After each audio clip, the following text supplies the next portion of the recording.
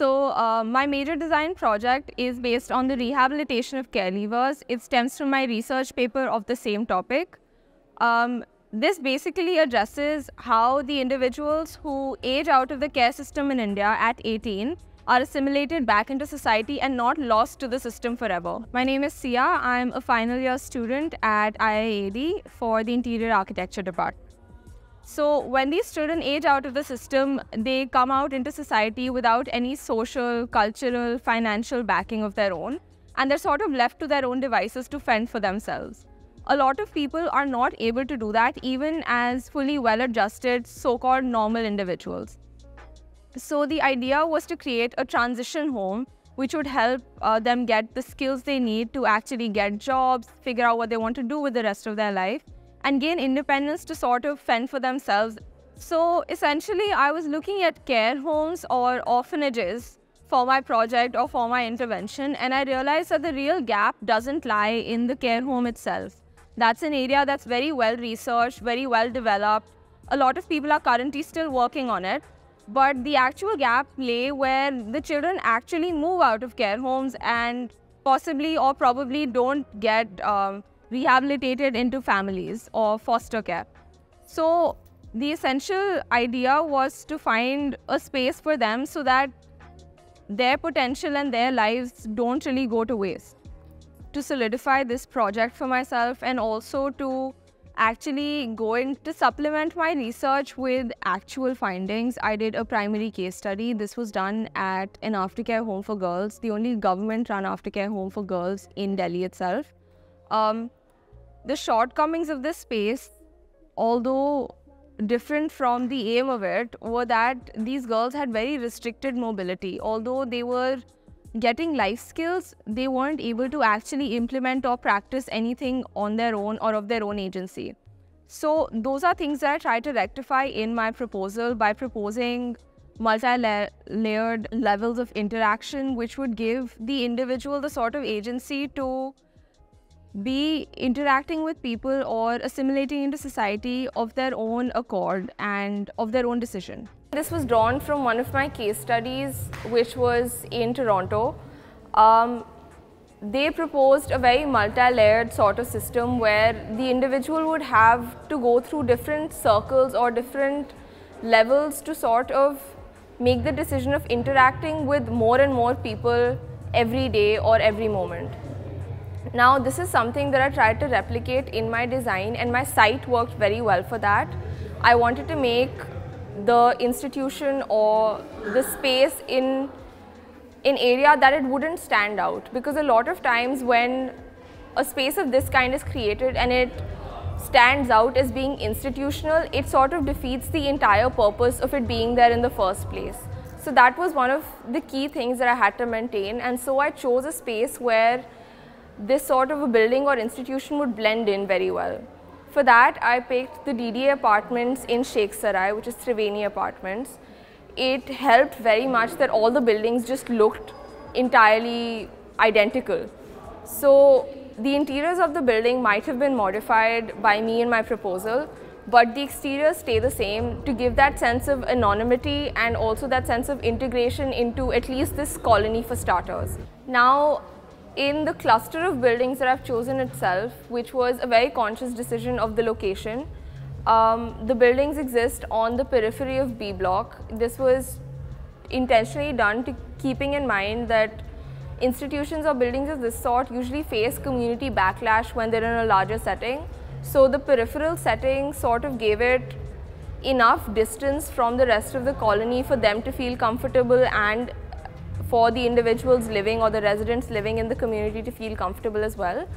And it also additionally gave them really good transportation and vehicular access. The design of the cluster itself seems very simple and not as element heavy, but that was also completely intentional. The design is meant to be accessible and largely replicable to quite an extent. In this cluster, currently there are 3 floors, so the ground, first and second, which is a duplex. These are all residential floors.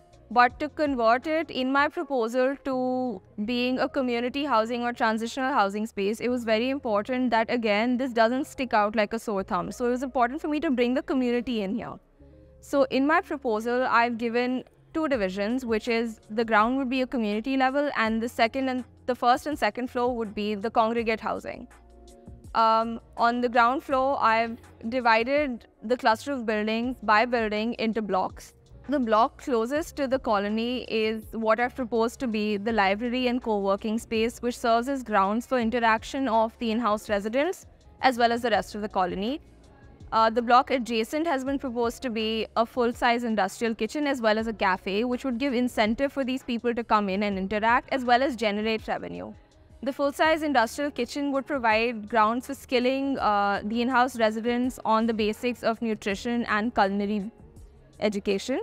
The block farthest away from the rest of the colony, due to the sound buffer it gives, has been proposed to be a skilling center. So it has a tailoring workshop where currently a tailor sits.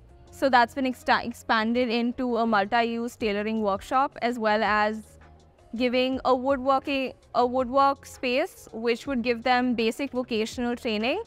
This block also has a proposed Mohalla clinic, which would make sure that the rest of the colony, as well as these in-house residents, have any medical assistance that they might need on hand without actually having to go anywhere else. The only block remaining is an admin block, which has counseling rooms, meeting rooms, and space for admin staff to stay.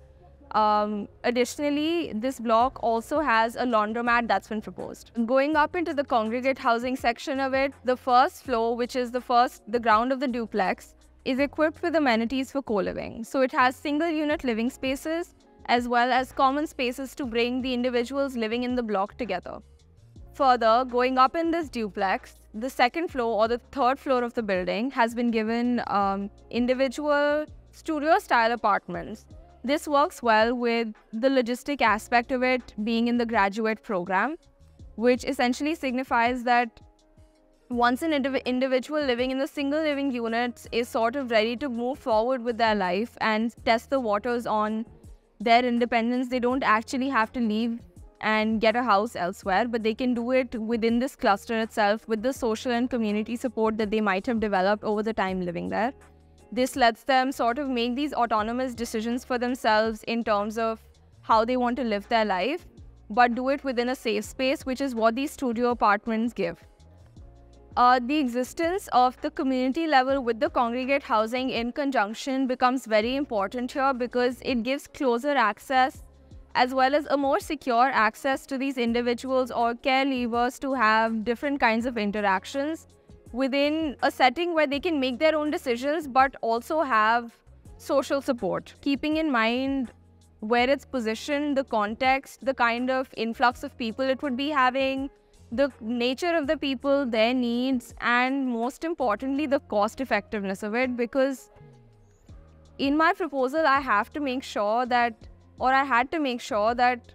something like this would probably be run in conjunction with an NGO with a government body.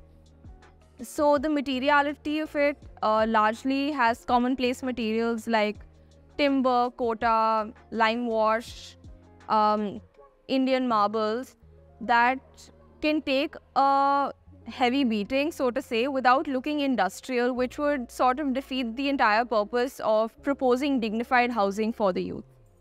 So the courtyard wall or the brick lattice that I've proposed as divisions for the courtyard draw from the existing cutouts that have been given by the architect Raj Rewal on the existing site itself, which are these longitudinal rectangles. I've proposed to make that through a brick jali. This sort of gives a transparency to the entire space, as well as not clear, but it restricts visual access, but it doesn't make the entire block or cluster feel cut off from the rest of the colony, while still giving some element of security and safety. I faced two major challenges.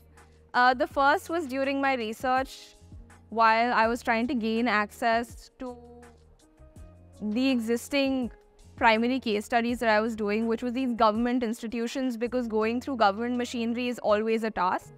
So I think that was the first sort of hurdle that I faced. The second challenge, I would say, was deciding on a site. I think I had some preconceived decisions that I had made on where I would like my site to be. I always knew when I started with this project that I wanted the site to be in a government sort of colony. That was because of the general typology that these colonies have, which is having buildings in clusters with a courtyard in the middle. Once I'd done my case study, I realized that that is somewhere that I needed to be. And so deciding on a DDA colony and then gaining plans to that was the hardest bit. But through a stroke of luck, I would say, I was able to get original plans and documents for the Sheikh Sarai housing project and actually progress from there. I don't think it's fully sunk in that we're graduating. I think the last 6 months have been extremely hectic, and the last 2 weeks even more so. So I think there's just been a lot of running around. I'm sure when we get a moment to sit down, it'll really sink in and we'll be upset about it. But I think it's been incredible to actually see everything that everyone has managed to put together, because we were all running around together and stressing about it.